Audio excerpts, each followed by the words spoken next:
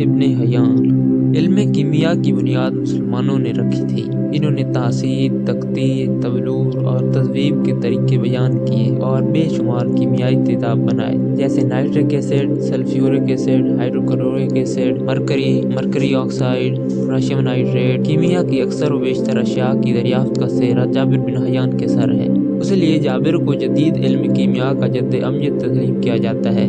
تمام اہلیان مشرق و مغرب متفق ہیں کہ جابر دنیا کا پہلا مستند کیمیا دان تھا۔ جابر نے کیمیا میں انور نقوش چھوڑے، بے شمار کیمیائی مرکبات ایجاد کیے، جیسے سلفیورک ایسڈ، نائٹرک ایسڈ اور ہائیڈروکلورک ایسڈ۔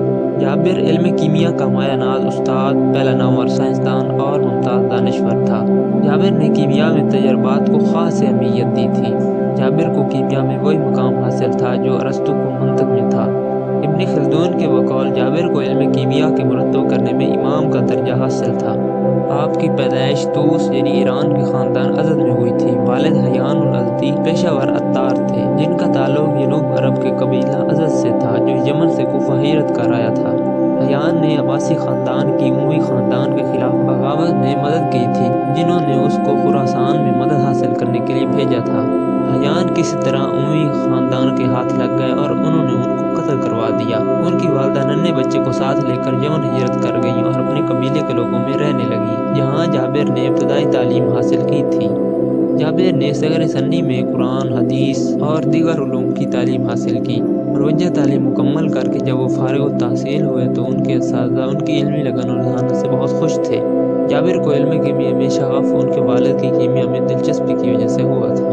عالم شباب میں ایک دن صرف سونا بنانے کا سودا پیدا ہو گیا۔ سامان اکٹھا کیا اور کیمیا گری کی دھن میں مصروف ہو گئے۔ دھاتوں کو جڑی بوٹیوں کے ساتھ پھونکنے میں لگ گئے۔ ہر روز نئے نئے تجربات کیے جو ایجادات کی نئی نئی راہیں کھول رہے تھے۔ متجسس ذہن نے نئی نئی اشیاء ایجاد کر لیں اور ایک دن کیمیا کا موجد اعلیٰ کا اعزاز مل گیا۔ جب بنو عباس نے بغداد میں زمام اقتدار سنبھال لیا تو جابر کوفہ سے بغداد ہجرت کر گئے، جہاں ان کی شہرت پہلے ہی پہنچ چکی تھی۔ خلیفہ ہارون الرشید کے وزیر اعظم جعفر برمکی کی سرپرستی میں اتباع شروع کر دی۔ دربار سے وابستگی کے بعد جابر نے بڑی شہرت حاصل کی۔ برمکی خاندان کے ساتھ جابر کے اچھے تعلقات تھے۔ جب یہ خاندان 803 میں خلیفہ ہارون الرشید کے زیر اطاعت آیا تو جابر کو گھر میں نظر بند کر دیا گیا۔ کوفہ میں نظر بندی کے دوران 815 میں اس نے اپنی جان افری کے سپرد کی۔ وقت رحلت اس کے تکیے کے نیچے کتاب الرحمہ کا مسودہ تھا۔ قاضی سعد اندلسی نے اپنی شرافہ کتاب طبقات الامم 1068 میں علوم عرب کا ذکر کرتے ہوئے جابر بن حیان کے بیان میں لکھا ہے کہ وہ صوفی اور علوم طبیعیات کا جید عالم فن کیمیا میں مہارت تامہ رکھتا تھا۔ اس فن میں اس کی متعدد تصانیف مشہور ہیں۔ علاوہ بری اکثر اصناف فلسفہ میں بھی دخل رکھتا تھا۔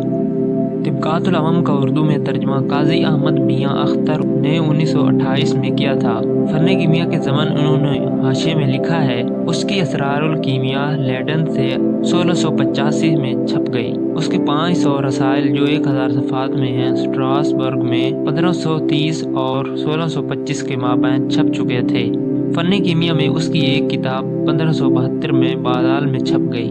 جابر کی بعض تصانیف کو دیکھ کر بعض یورپی مصنفین کی رائے ہے کہ اس کی کتاب فی الحقیقت فن کیمیا میں نہیں بلکہ وہ سب کی سب تصوف میں ہیں، جن میں جابر نے کیمیاوی اصطلاحات کے پردے میں اپنے صوفیانہ خیالات کا اظہار کیا ہے۔